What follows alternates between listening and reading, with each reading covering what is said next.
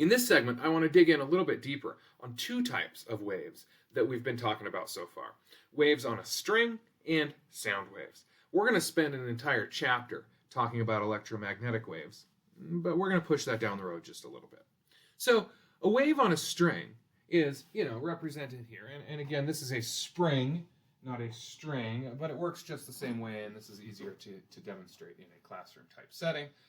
Or hey, a basement type setting like this one. And so again, if I send some pulse down here, then we see it go down, it reflects, it comes back, right? Okay. And we see that there's some speed associated with that. Well, what does that speed depend on? Well, I've got this spring right here, and part of why I don't use this spring as much, why I use this other white one, is that the waves travel much slower on that white spring, because it's not nearly there's not as much tension in it. If I do the same thing with this spring, oh gosh, it's going way faster, isn't it? And if I add a little more tension, it goes even faster still. It might be too fast to even really see on the camera. Oh gosh, it happens so fast, the whole thing just kind of turns into a vibration, doesn't it? So what determines the speed that wave travels on the spring? Well, it turns out that what determines that is a combination of the tension and the mass per unit length. So the tension is, of course, just the tension we've been talking about all along. Right? That's the tension in the string. How taut is the string is how we could think of that.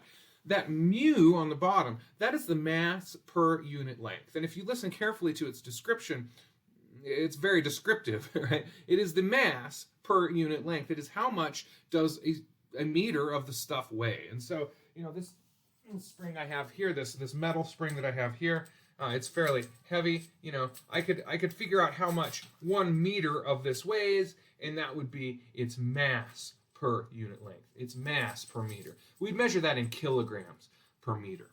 An equation that isn't expressly given in your textbook, but which ends up being quite useful for a lot of problems, is that we can relate the mass per unit length, so that's kilograms per meter, to the density, which is kilograms per meter cubed, by this equation here. So the mass per unit length is equal to the cross-sectional area times the density of the object. So the cross-sectional area, again, is, if you cut that string and you looked at the end, what is that area? Typically it's a circle, right?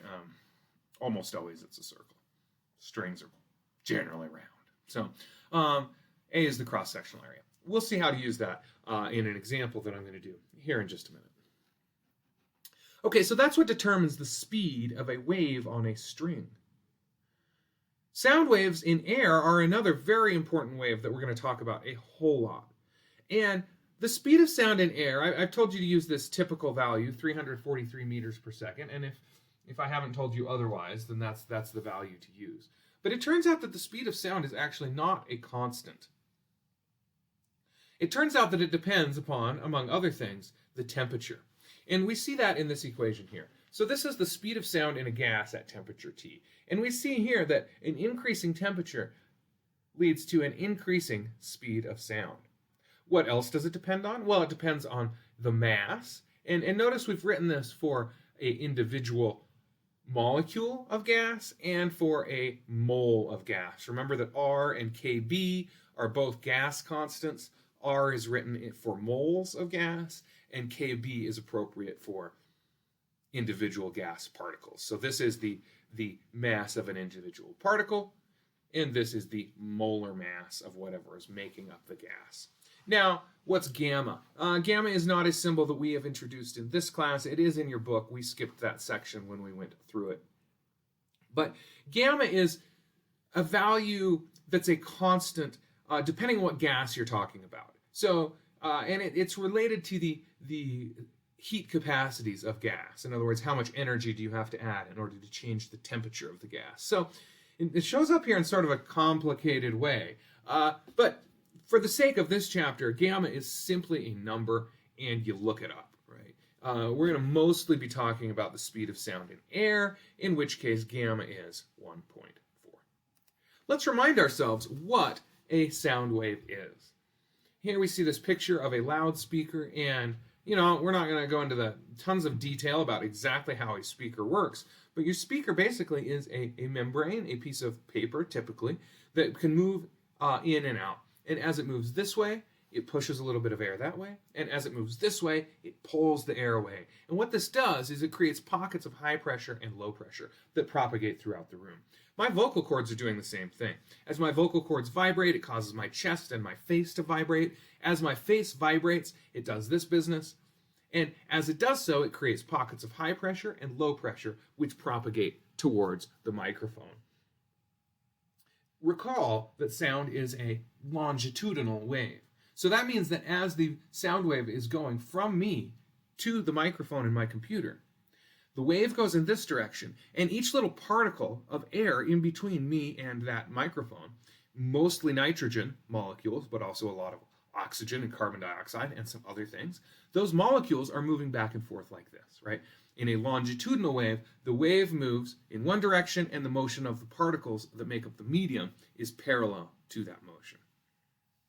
Now, as that happens, there's these pockets of high pressure and low pressure that propagate through the room, and as it hits the microphone has a little diaphragm in it that's very, very similar to the diaphragm in a speaker, and that diaphragm moves towards areas of low pressure and away from areas of high pressure. So when a high pressure region hits the microphone, this little membrane that is in there, it moves away from the source. And when a low pressure region reaches that area, then that membrane moves towards the source.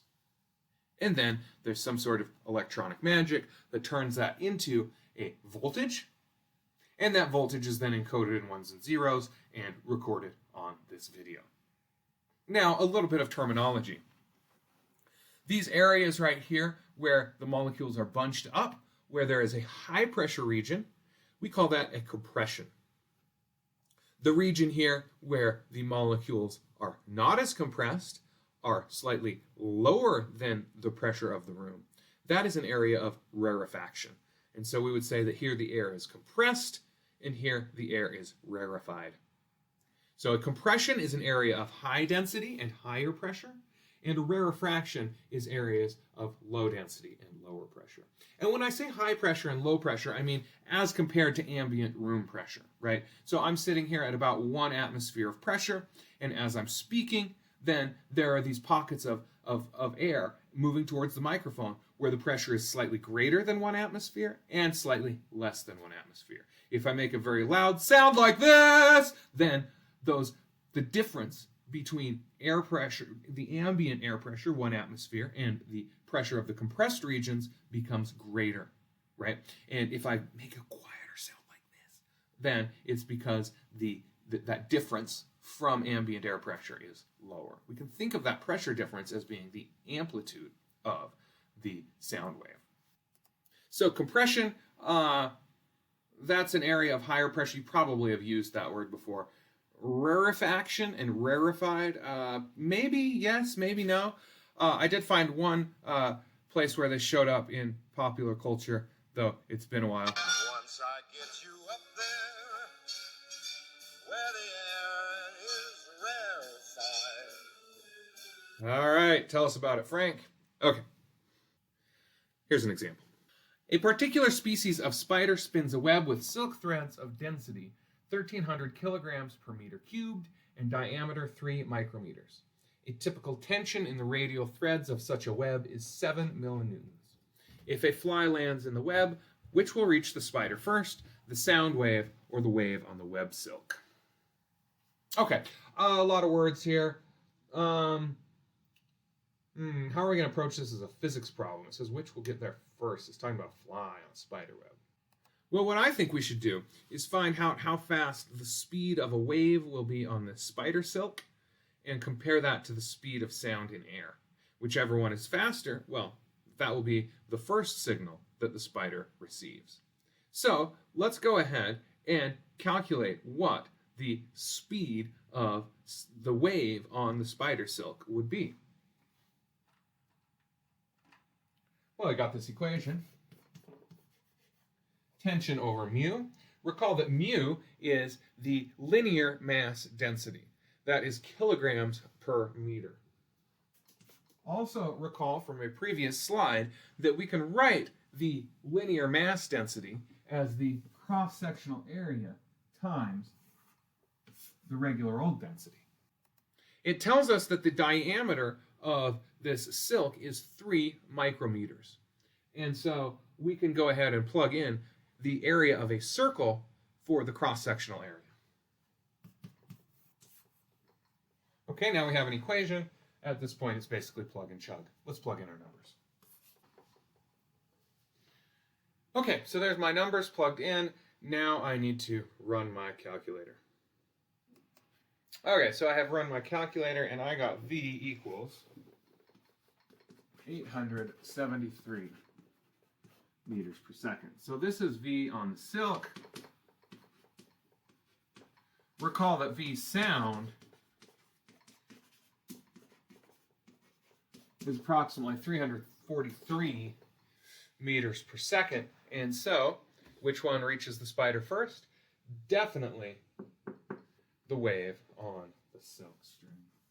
And that's a pretty interesting problem. These are legitimate numbers. This really is how spiders sense something landing on their webs.